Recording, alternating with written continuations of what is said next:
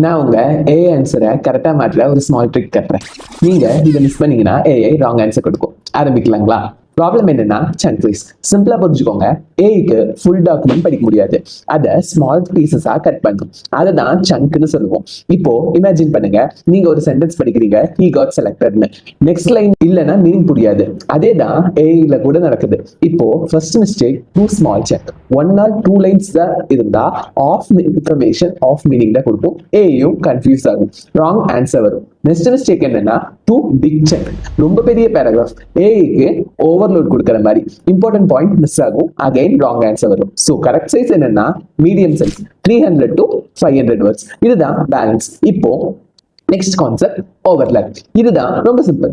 ஒரு சங்க் முடிஞ்ச அப்புறம் நெக்ஸ்ட் சங்க்ல இருந்து கொஞ்சம் ப்ரீவியஸ் கண்டென்ட்டை ரிப்பீட் ஆகும். மெயினா சென்டென்ஸ் கட் ஆகக்கூடாது, மிஸ் ஆகக்கூடாதுன்னு. Example, first chunk employee can take leave, next chunk after manage approval.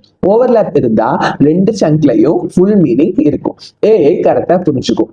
Overlap இல்லைன்னா மீனிங் பிரேக் ஆகும். ஸோ ஈஸியா ரிமெம்பர் பண்ணுங்க.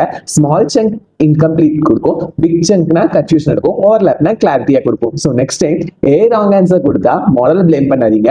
சங்க் சைஸ் அண்ட் ஓவர்லேப் கரெக்டா இருக்கான்னு செக் பண்ணுங்க. ஃபாலோ பண்ணுங்க. நெக்ஸ்ட் வீடியோல ரியல் ஏஐ சிஸ்டம் எப்படி பில்ட் பண்ணுன்னு பார்க்கலாம். தேங்க்யூ, பாய்.